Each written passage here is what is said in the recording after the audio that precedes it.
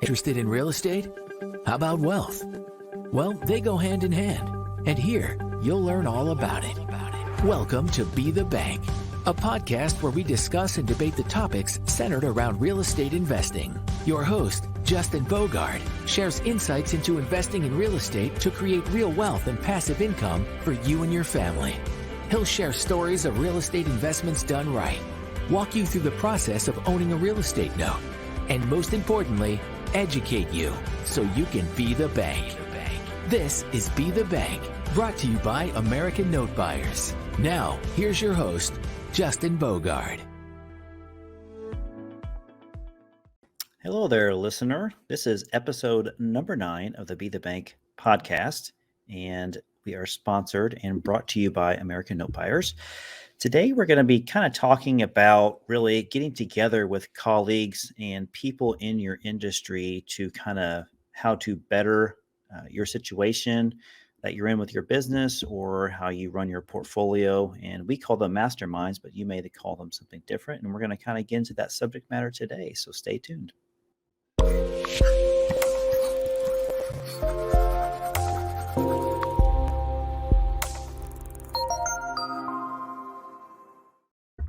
Richard, how are you? Good. I like that architectural logo we got. That's pretty sharp. I like the music. I like the way it kind of turns around there and fills out. It's kind of nice. It is. It's pretty cool. You guys can check that out on our YouTube channel for American Note Buyers.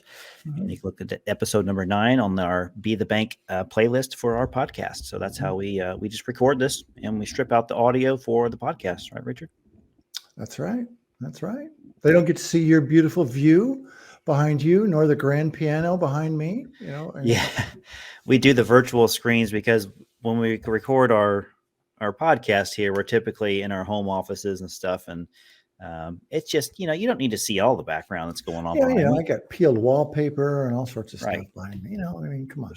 We got wires hanging everywhere. We're just completely unprofessional. Nothing looks good here. They'll never know. That's right. Well, Richard, I have run into a few people lately that have mentioned how much they enjoy our podcast. And so I think that we must be doing a good job for a couple people. So either that or we really got them fooled. To our 5 subscribers, thank you. Yeah. And the millions of downloaded. Richard, we actually had seen each other recently, about a couple of days ago from this recording. Face to face. Can you imagine that, as opposed to being just sitting here digitally beside each other? I was actually talking to somebody today about, they had mentioned, talking about, hey, I know you're a business partner because I've seen you on your podcast and stuff. And they had mentioned, like, do you go to California that often to do business with them? I said, I've never been out there. Yeah. I've never been out there to see him at all. So I usually only see him once or twice a year, just at events that we plan on going to. And at that time, we really don't even hang out because we're so busy networking and, That's right. doing what we need to do for the business and stuff that we actually don't really spend any real time together. It's usually on a Zoom or a phone call. So it's kind of funny when I see you in person, it just doesn't seem the same. I know. You're much taller too. When we're on screen, we're the same height. That's right. That's right. Richard's like 6'8". No. 180 grams soaking wet. Yeah, right. But it is interesting, though, that we can conduct our business and really not even have to have, close interaction to each other because of the technology that's available to us, right? No, that is right. My daughter works for Google, and she manages a team. Mm-hmm. Most of the team is in Switzerland. She's in Seattle, and her other team members are in, I think, Rio de Janeiro, and I can't remember where the other places are. And she's never met a lot of them in person. Yeah, it's just interesting. One of the reasons why we got together, excuse me, I've got something in my throat, is that we had done a charity auction last November in 2022 to get a chance to sit in front of Eddie Speed, one of our mentors, and a guy named Cade Thompson, and Eddie's wife, Martha Speed, and another guy that you all might know. His name is Mike Powell, and he is partners with Mitch Stevens, the guy that wrote the book, The Art of Seller Financing, or the Man of 1,000 Houses.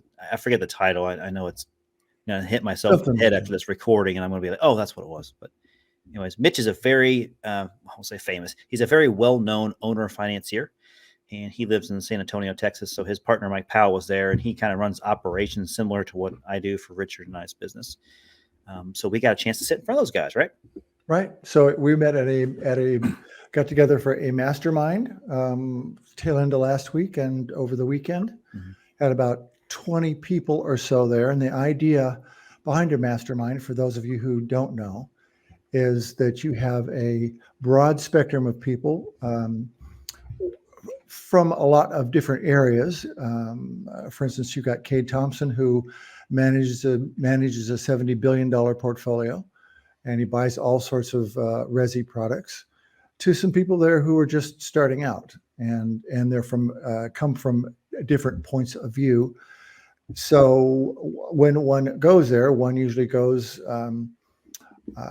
to be put on a hot seat, and that means that you go with a question or a burning need, and people will help you to the best of their ability resolve that issue, whatever it has. It could be personnel, it could be how to raise cash, it could be how to manage people, or virtual assistants, or whatever.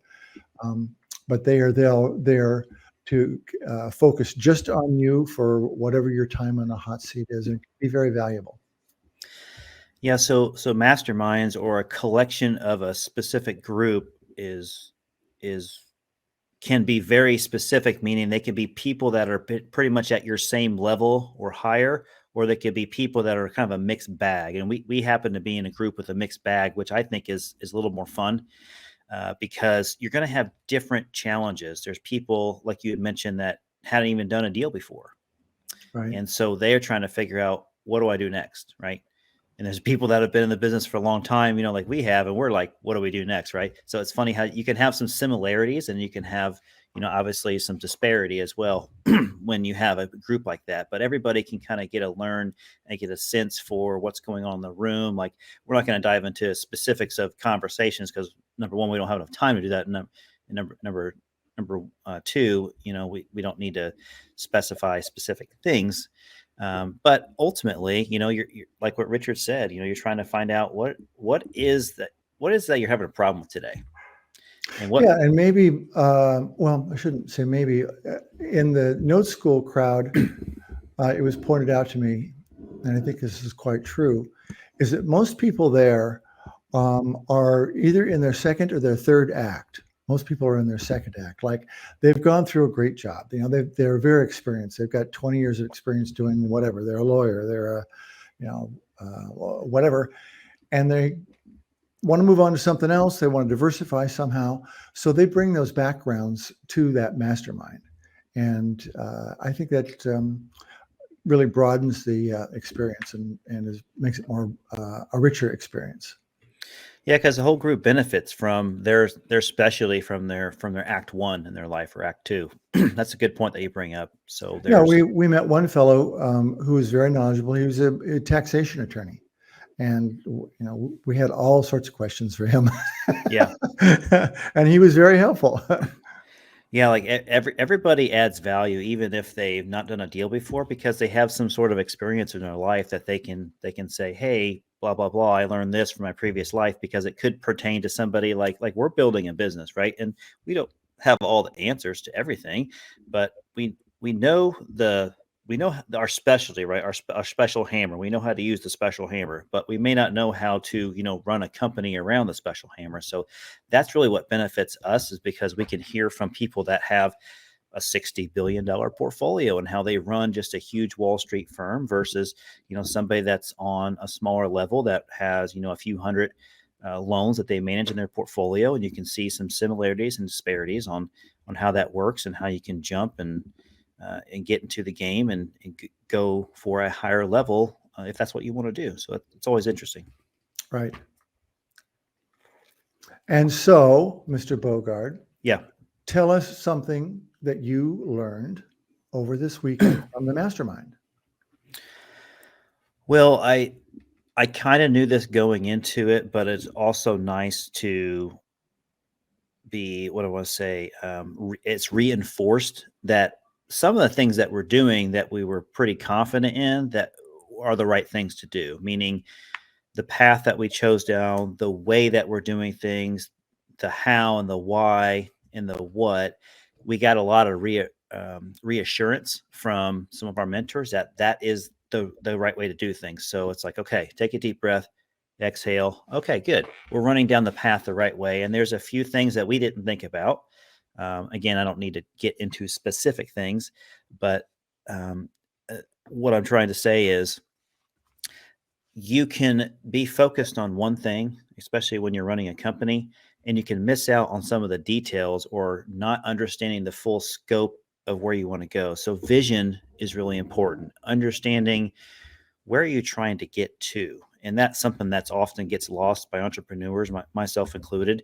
And you kind of have to step back for a minute and go, wait a minute, where are we actually going? And how are we trying to get to it? It's easy for you and I to figure out how to get from point A to point B. Sometimes, we have to go, make a left, make a right. We have to go up. We have to go down. But really, where is it that we're trying to go? And so once you kind of dial that in, everything else kind of lines itself up. And so that's some of the things that I had forgotten. Figuring out in this world that we're doing with the fund is, where are we trying to go with it? What's not just 1 year out, but what's kind of the 5th year out, and what does this look like, and how are we graduating to the next level so that the way that we get there, we're prepared for it and we're running in the most efficient direction that we can.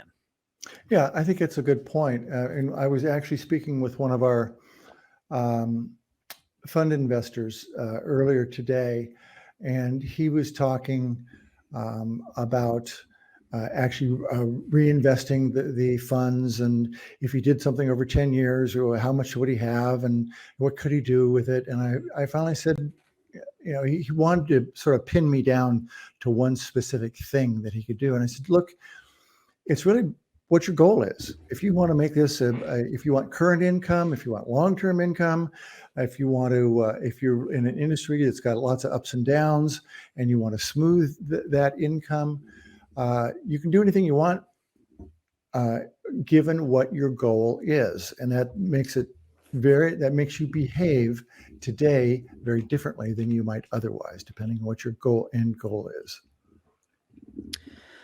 So I have some things in mind that I want to mention, but I want to hear from you as well, because I'm going to ask you the same question is, from your perspective, and this is good because for the audience, if they don't know us already, Richard is more sales and marketing, and then Justin is basically more operations, so more inside the office and back end type of stuff.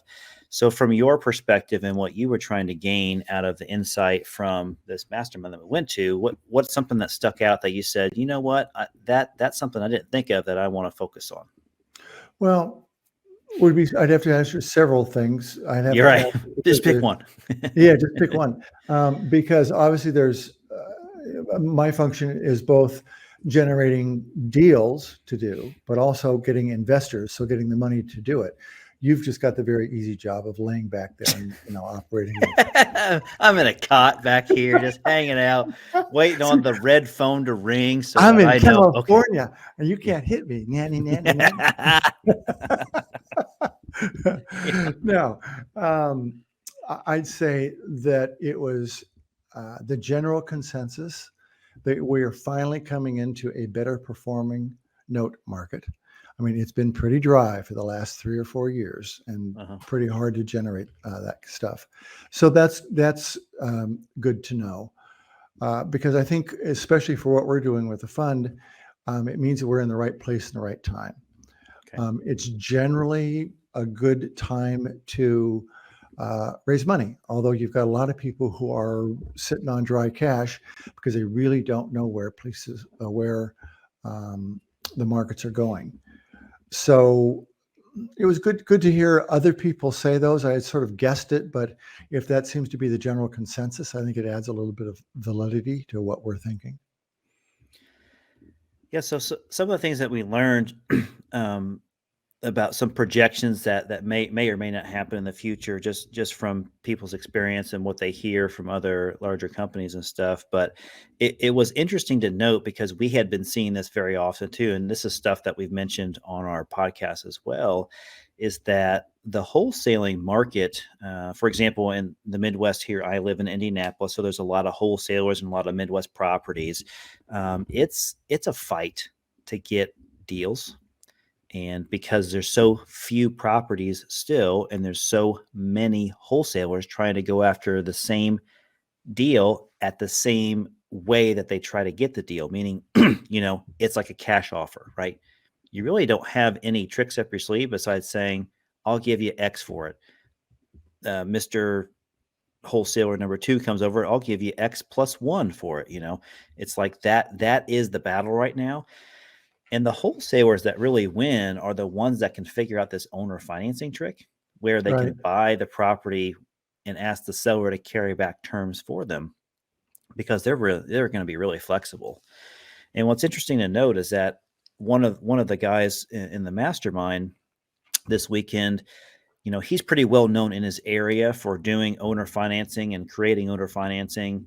And they're basically fed up with trying to figure out how to make these deals work, that they're just trying to sell him the leads and say, hey, look, you closed the deal because my cash offers are not working with these people. And here you go, you take them. So then he's able to basically take these leads with zero marketing effort and just close them with, owner financing transactions. So it's just kind of interesting to hear that, other markets are pretty similar to us, to where their wholesaling is just a war, right? Right. And that puts us, as you just said in different words, in the perfect place, because that's exactly what we're offering through the fund. We're talking with them.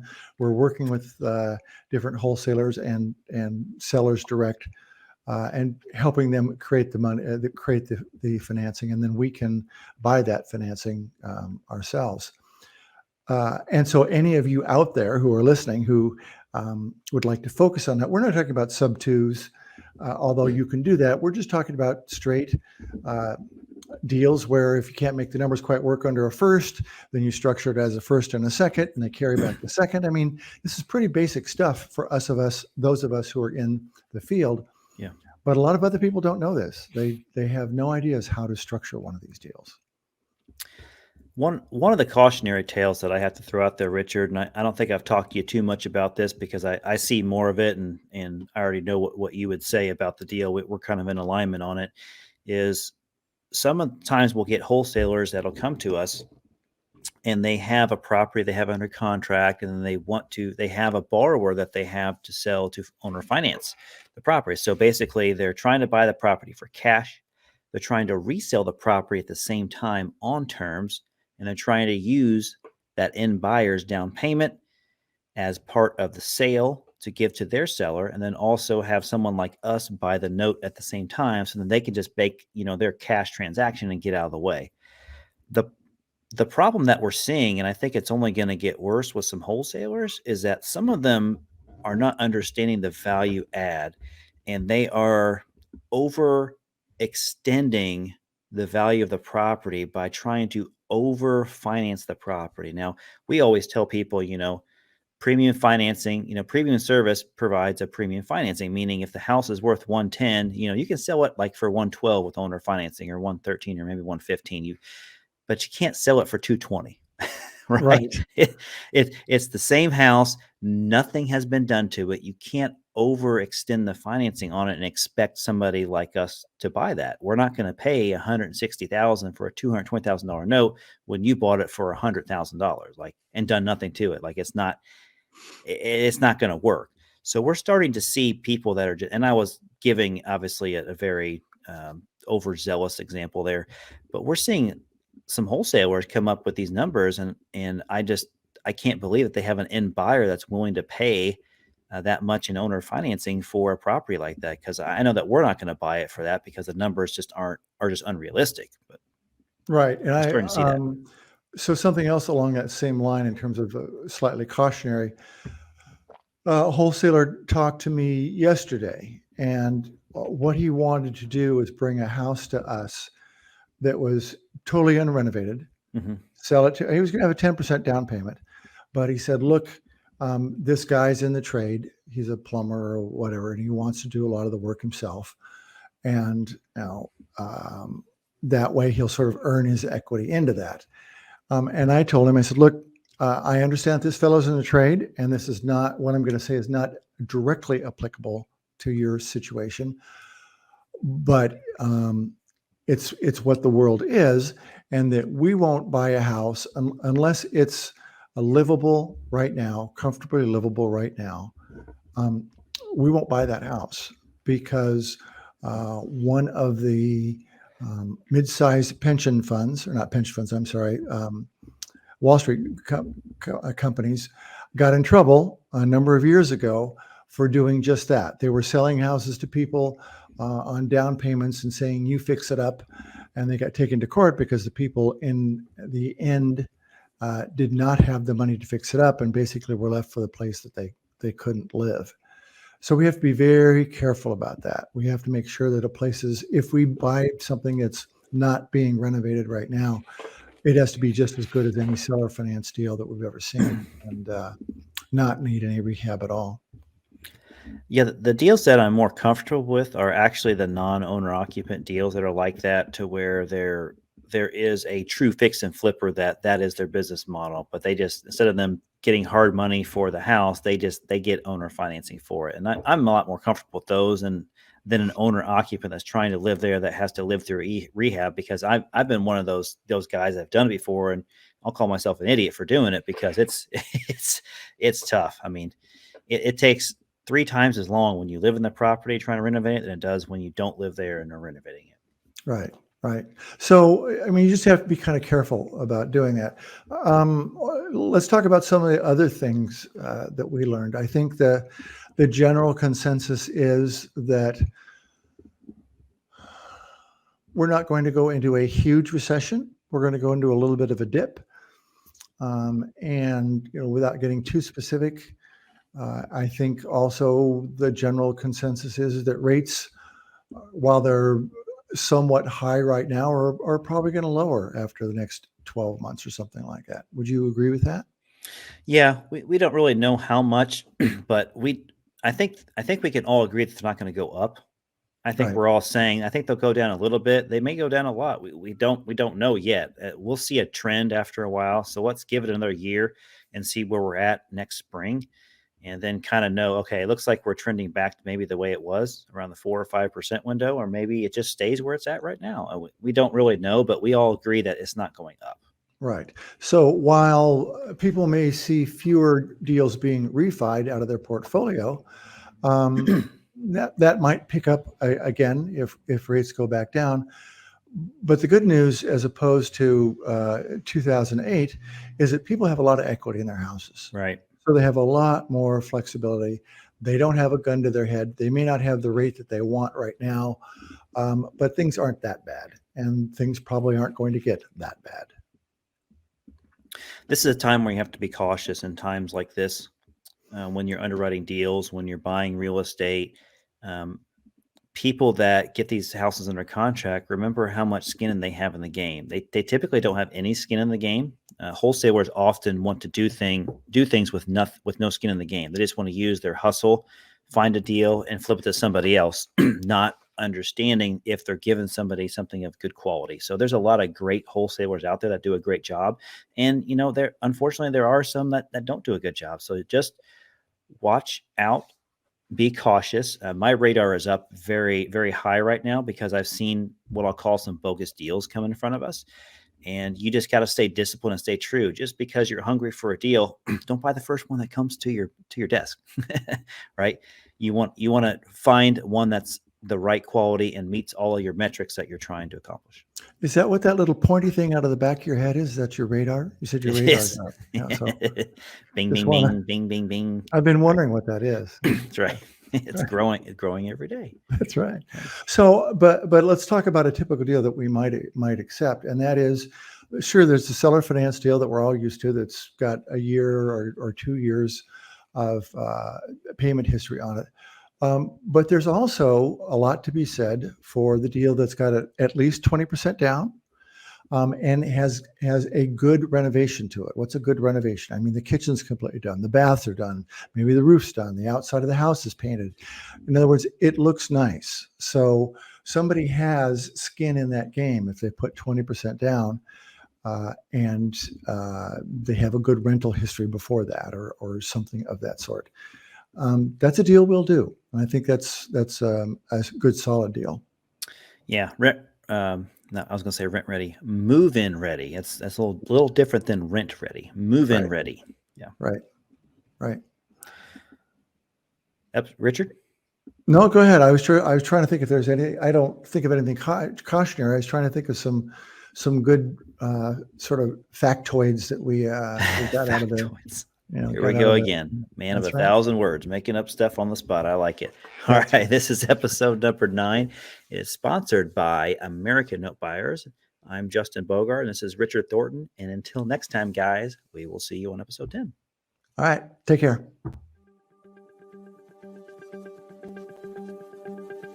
Thanks for listening to Be the Bank. We hope you learned something from today's show. If you enjoyed this episode, please rate and review us. Plus, check out our channel on YouTube and follow us on Facebook and Twitter at Be the Bank and on Instagram at Be the Bank Podcast. Be the Bank is sponsored by American Note Buyers. Thanks again for listening.